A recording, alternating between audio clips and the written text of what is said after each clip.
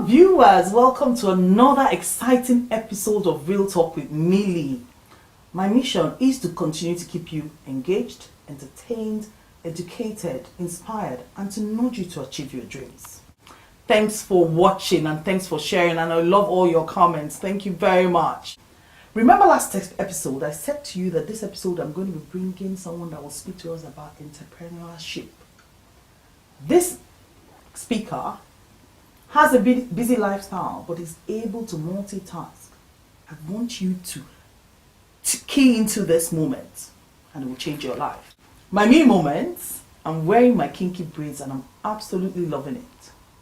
My makeup is by Mimi Ren. Thanks Mimi. And finally, I'm wearing another outfit from Shakara. So if you watched last episode, you already know who made Shakara, who the designer behind or the brain behind Shakara is. It's Oyix Alfred. And do you know what? I'm on set again with Oyix. So Shakara, the brain behind Shakara, Oyix Alfred. Yeah, drum roll moment. Oh, thank you, Oyix. Thanks for coming again to this show. Always a pleasure. Fantastic. Thank you so much. So Oyix, I've invited you here on this show because a lot of viewers are complaining or people struggle with the fact that they've got a 9 to 5, they've got a family to manage, but they've got dreams, they've got aspiration, and they're wondering, how do I align this? And I thought, who else can I feature that I know has done it successfully? So if I'm going to write your biography, I would say, you're a lover of people, you're a mother, you're an entrepreneur, you see business opportunities, you go for them. And sometimes I'm just wondering, in all humility, have I described you properly? Well, yes, by and large. I love the word of God. I do love people. Yes, I see business opportunities and then I go for it, and hardworking and all of that. Yes. Fantastic. By and large, you've summarized it in a few words. I think viewers, one of the reasons why I have actually featured Oyix is that she's got a lovely business model, and hopefully she'll expand on it for us. Apart from the one she runs personally, one of the things she does is that she identifies capable people, or she sees potential in people and she identifies them. She builds that business and then she gives it to them to run. But I'm saying this from our interaction, but I would like you to throw more light in terms of explaining that business model to people. Okay, so basically I actually have two business models in terms of entrepreneurship. So the first one is the self-driven business model, which there's an idea, I'm inspired, I see business opportunity, I go for it, I start the business, I run it myself. The other business model, which is not very popular, is when I see a business opportunity and I see people who I think they have the potential of that business, but they don't realize they have the capital to do it.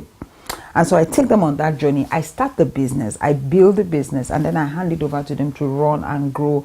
And it's autonomous, it's their business, it's their name, everything is just about them. So I can supervise, if I'm called in. When you say you've got two business models, I would like us to bring it to life. Give me an example of one, the first model you used where you build that business and you run it yourself. Give me a good example. I started a company called NGAP, but the project was focused basically on campus and in the secondary schools. Yes, so we have an NGAP club that runs in the school, so students are co-opted in it and they are taught, a little bit like what you have called the Girls Guide. Okay. So I started that with a young lady who wasn't doing anything at the time. She was single at the time, so we started working on the project together. When I saw that she had gotten a grasp of it, I'd used all my influence, all the people that I know, and all of that helped her. We built it, got it to a point, and then I withdrew, and she continued running the business today. Yes, we have the NGAP club system. Yes. Okay, so that's the model where you built it and you gave it to someone to run. And runs it autonomously, yes. And how successful has that been? It's been very successful. So what do they do? Sorry, I know you use Girls Guide, but what does NGAP do in terms of club in school? Okay, so basically what NGAP does is we go into the schools and students who are willing to be trained morally, spiritually, in terms of skill, in terms of entrepreneurship and all of that, they are trained, they get involved in a club, they are trained, after school, and all that. They learn quite a bit, so they're a bit more what's that word now? They are a bit more relevant than the regular student who just goes to school and gets his Fantastic. classes. So you're saying to me that in school, Yes. people begin to learn life skills. Exactly. So while they're learning whatever it is that they're learning in school, they're also learning life skills. Yes. That's what NGAP Club does. Yes. Wow. And the discipline also that usually we expect from somebody who has graduated and is working. So that those disciplines you are build there. it right on time. So you learn that you come out from school, you do your homework. You, of course, you respect your parents. You do all of that. You come out, and then you must have a skill. You must either know how to do this, that, just a basic skill. So who helps the them run it? Do you have like trained people? Yes. Yes. So fantastic. what we've done is the lady in charge, she goes to the school, signs students up, and they begin to run with the approval of their parents. We have to have your signature. Do you know what? I think this is fantastic. It resonates a bit with what they have called the job center in the UK, where when you come out maybe you're out of school and you're looking for a job, you go to the job center and they help build up those skills that you need to get into job. But what I hear you say is that while they're still in school, you're building those skills. From JS1, from 11, 12. People are learning how to bake cakes. They're learning moral skills. They're learning the discipline of hard work. They're learning the discipline of consistency. And the beautiful thing is that they finish from secondary school, they get into university. Those traits are still in them, and you're taught to be, to excel academically. You cannot be found wanting in any area. So it's balanced. It's very balanced. So we teach you that life is divided into sections. Yes. So the 0 to 25 is called the investment section. That is where you invest in yourself. It is not a time to play, to waste your time. It's called the accumulation period, where you begin to accumulate skill, knowledge, experience. That's what you do between 0 to 25. You can experiment with, okay, maybe I should be a doctor. Oh, okay, I've decided to be a lawyer, because you have age and time on your hands. From 25 to 40, you can't experiment as much, because at this stage now you're coming into stability. So you want to know, okay, this is the path I want to take. From 25 to 40, you should have known the path that your life is tending towards. So 0 to 25, you're accumulating knowledge skills. So those students are taught at that early phase. I love this. I totally love it. So I also mentioned the digital mobile studio. It's also a business we've run, handed over to someone. Digital mobile studio, basically we have these headsets that are it's an online studio where students are not listening to the wrong thing, or people are not listening to the wrong thing. So we give them preloaded headset that has messages that are empowering. So we want you to constantly hear the right thing, because we understand that if you hear the right thing, you produce the right result. So that's another business started, handed over to someone who's doing extremely well and making very good money and touching lives through that business. And people are enrolling. Oh yes. So we like getting those products. So it's positive, and you're trying. It's very positive. So I think it answers. Remember the last episode you spoke about what the media was doing. So this is counter. Yes, this is countering. And you're putting a positive. Yeah. So people are hearing the right things.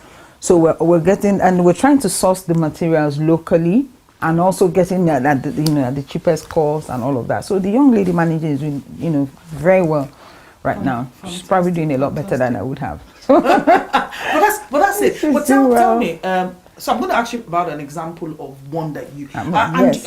I would ask you specifically NGAP, because I know that is one of your thriving business. Yes, Can you tell us a bit about how that runs? How did it NGAP. start, and where is it at? NGAP, the full NGAP consulting. Remember we talked about NGAP Club? So we have NGAP consulting. So basically NGAP started with just an idea. I was living in Abuja at the time. And so one day I was actually praying, and it just dropped in my spirit that, Abuja people are very busy and they don't have time to do anything. So why don't you start an errand service? Meaning that you can do anything. Just tell people, what do you want? Do you want someone to go to the market? Do you want someone to cook? Do you want someone to make your hair? Whatever, you can do it. So what you do is get all the people that can do things, and then put the word out there. Whatever you want me to do, I will do. So you're like a middle person. So what I would do is, for instance, you could call and say, I need stew. Can you make stew or whatever? I'll say, yes, I'll look on my list and find out who can do that.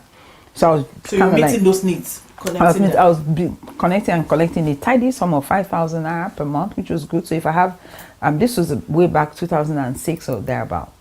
So after some time, I observed that 99% of the calls, people were asking me, can you get me a driver? Can you get me a cook? Can you get me house help? And even other needs that what they were asking for was still tied to getting a house. Like, for instance, someone say, "Can you help me cook soup?" Is still a help. So I now said, instead of doing like everything, why don't I focus on the need?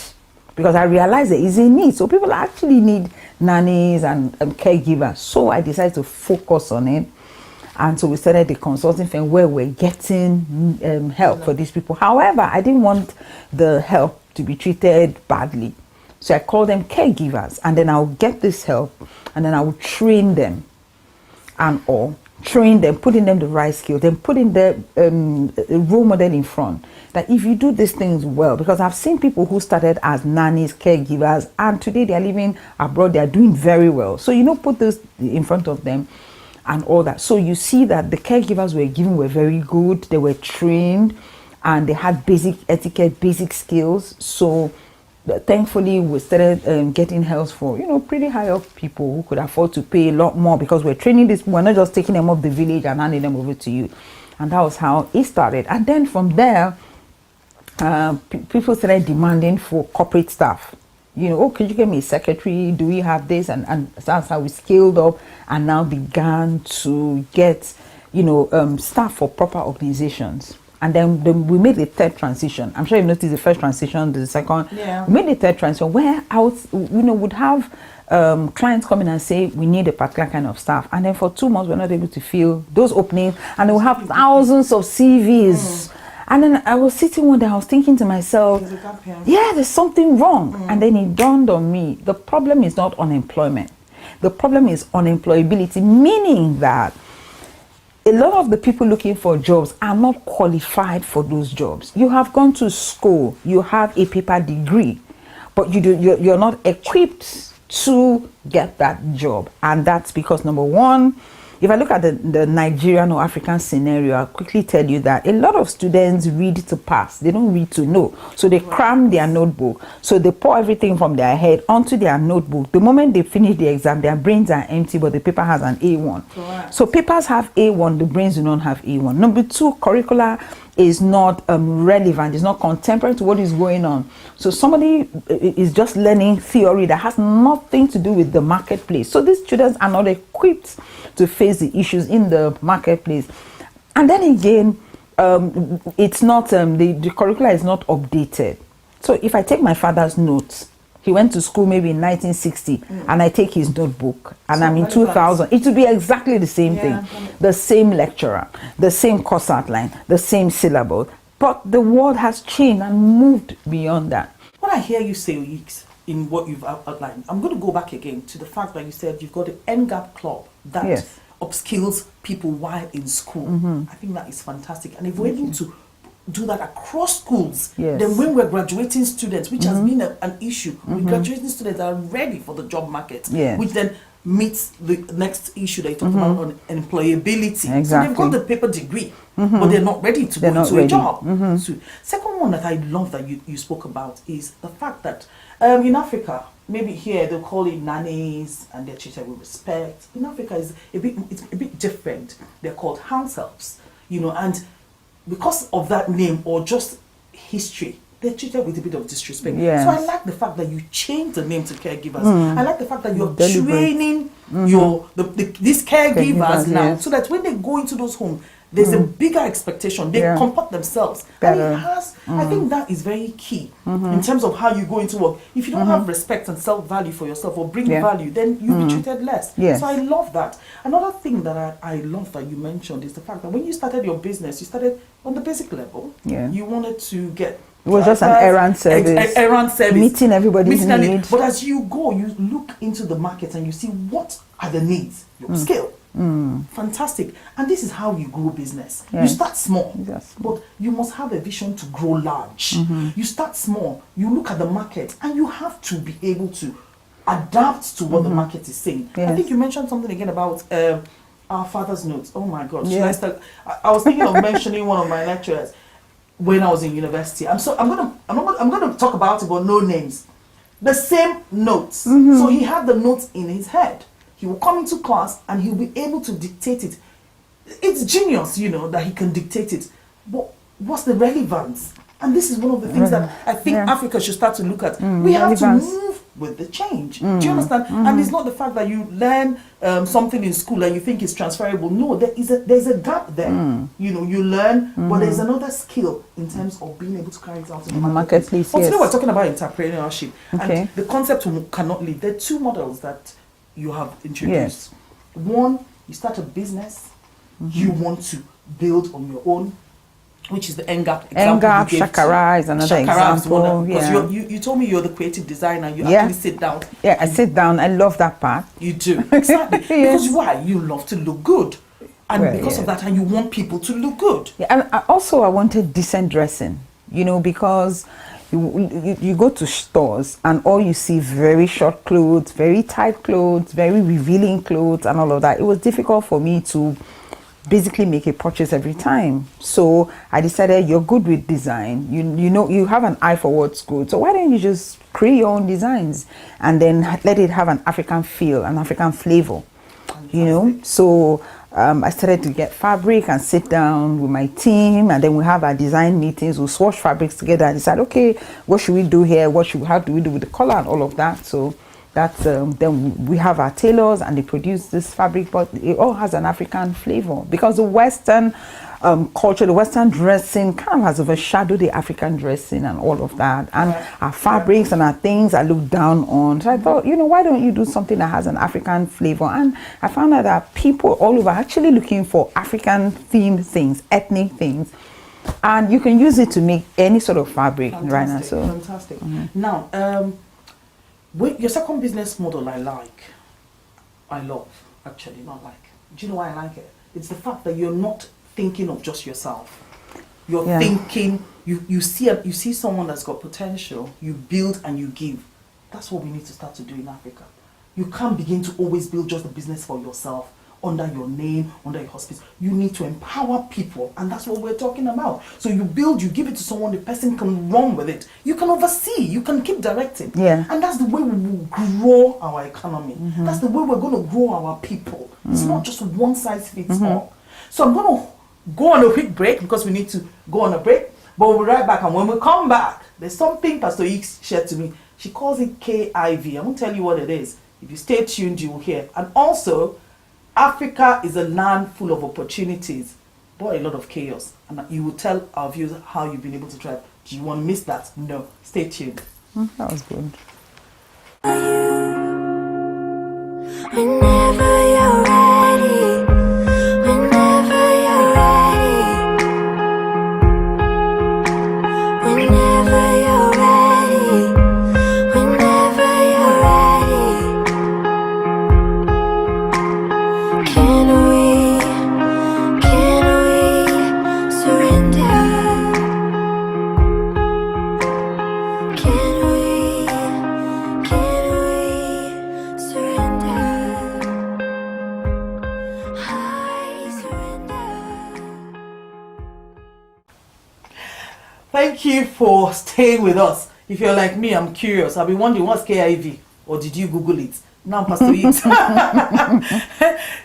Share with us again when you told me about ideas that should be KIV, and what is KIV? Oh, okay. So KIV is pretty simple. It means keep in view. Not every idea is to be pursued at this time, because yes, the idea has come, but a lot of times you might not have the capacity, you might not have the capital, and I would explain what capital means. You don't have the capacity, you don't have the capital to be able to run that project at that particular time. Sometimes you also don't have the skill bank to run the project at the time. So what do, you keep the paper, and then you just keep living from day to day until you're ready to pull up that project. The danger of not doing that is that sometimes you have an idea, you're inspired, you just run off, because passion is not enough. So you just quickly run off and you start the idea, and then somewhere along the line you meet different roadblocks and you're completely discouraged, and you say, oh, it doesn't work, and then you get depressed and you push those ideas aside. No, you don't push them aside. You have to realize this one is a KIV, because I like to do it, but I am not equipped to do it at this time. You never give up on your dreams. However, not all your dreams are born for a time like this. So you need to be able to scale and understand. You know what this will fit into. Yeah. I think what I'll add in KIV is that while you're KIV in it, either you have left it in a box or a portfolio, you can keep building on it. As you go every day, your Building your experiences, you can skills. keep adding Yes. and building. When is the right moment? You will know. You will know. But I think it's important to know that this is one of the ones that you need to keep in view. And the Or idea is, when you say KIV, keep in view. keep it in Keep view. it in view. Keep it in view. So you're not dumping it. You're just leaving it and you're looking at it. And sometimes, I don't know if it happens to you, you go to bed and an idea, a concept develops, and you go there, you add onto it, and you keep on building. Yeah, you keep on building, and then you learn to upscale and downscale. A lot of ideas are very futuristic, but you can start with part one. I want to open a pencil factory. Start with just, buying and selling pencils, where you know where you're going to. So you do the KIV for the opening the pencil factory. But what am I doing like today, right now? So I did mention you don't have the capital, because a lot of times people want to start business and they say, I do not have the capital. I beg to differ. Tell me. Because once you say capital, everybody's mind goes to financial capital. Financial capital is the least kind of capital you need to start a business or anything in life. I learned that very early, and it has helped me to become the person I am today. Financial capital is just one. There are 12 types of capital that are very powerful.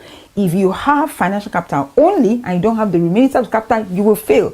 That's why they give people $10 million, Tell me 10 what the million capital naira to is. start. I want to hear I don't them. know. Give me the 10 capitals. What are Hey. Alright, give us two. Give us some tips at least. Okay. So we know financial capital. That's where we always anchor. What other capital would I be looking at? There's reputation capital.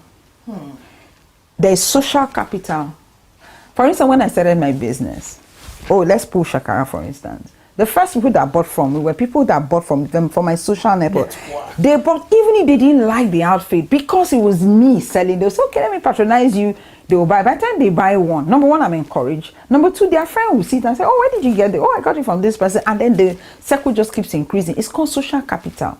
Reputation capital is worth a lot of money. In fact, the Bible says that a good name is better than ruby. So when you weigh it, reputation means that who are you? You have a reputation, you're reliable. You have a reputation that if I say this fabric will not wash, it will not wash. When you're a criminal, you've been lying, you've been stealing, you don't want to do business, who is going to patronize you? And it's a small world. People know you. So I see young people who go post naked pictures of themselves on Facebook. 5 years down the line, the internet never forgets. It doesn't delete. I might forget, you might forget it. They will put it up one day. Then you have skill capital. It's a capital. Meaning what? What can you do with your hands? You have knowledge capital. What do you know? What is your vision? Vision is a capital.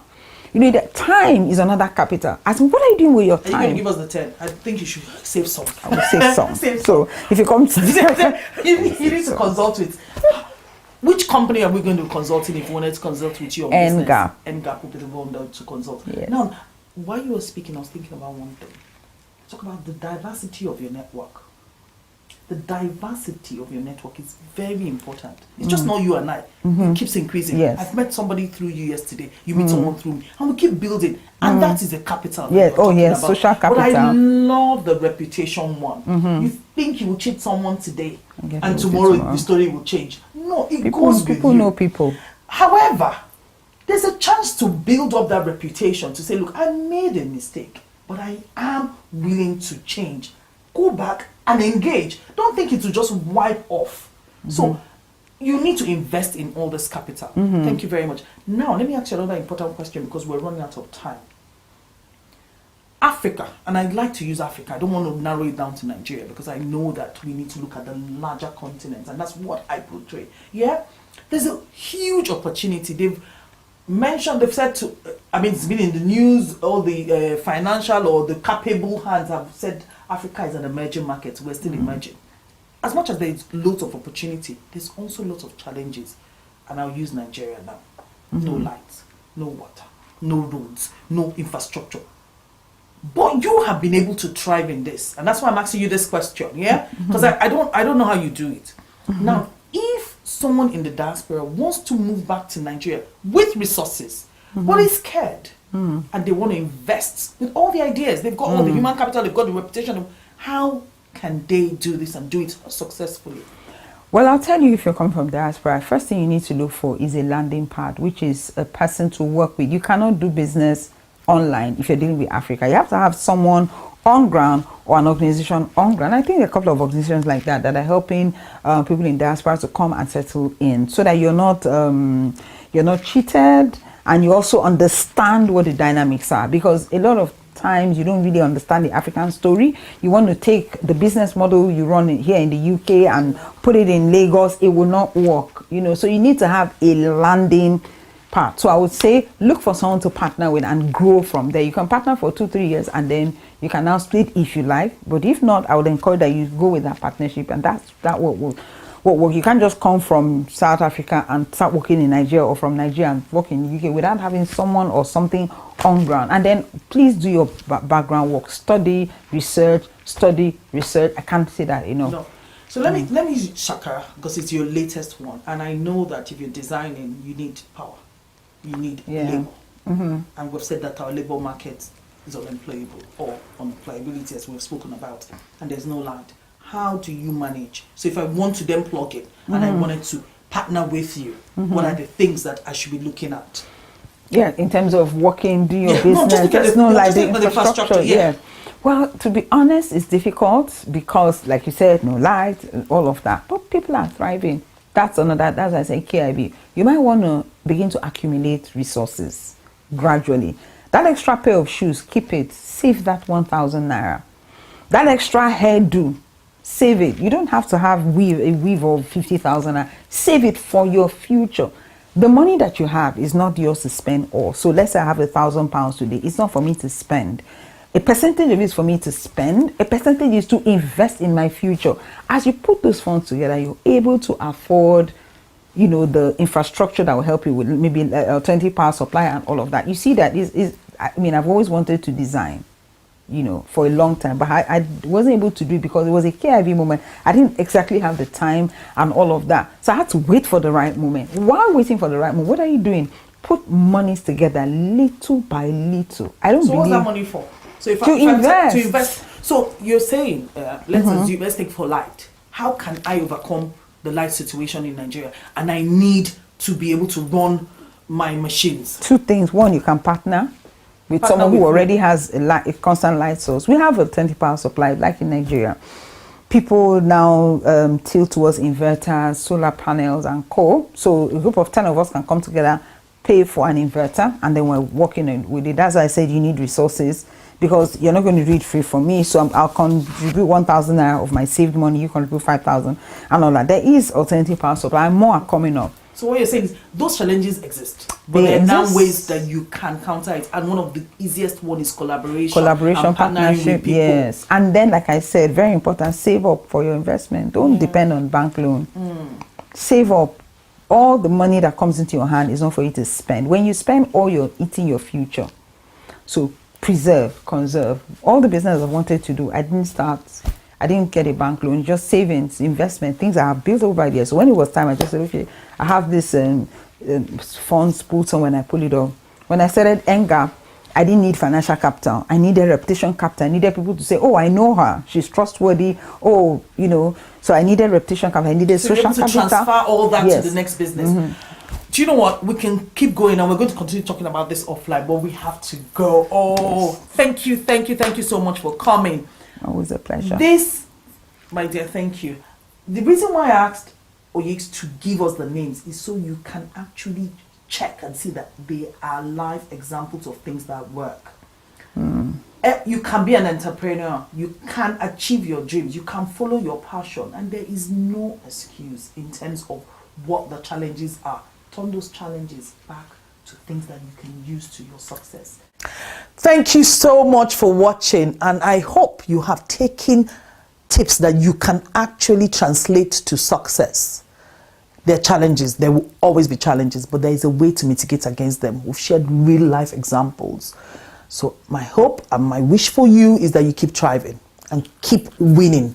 You can be the next biggest entrepreneur anywhere you are. Thank you so much. Keep watching, keep sharing, and don't forget to try Shakara City. Don't you like what I'm wearing? Thank you.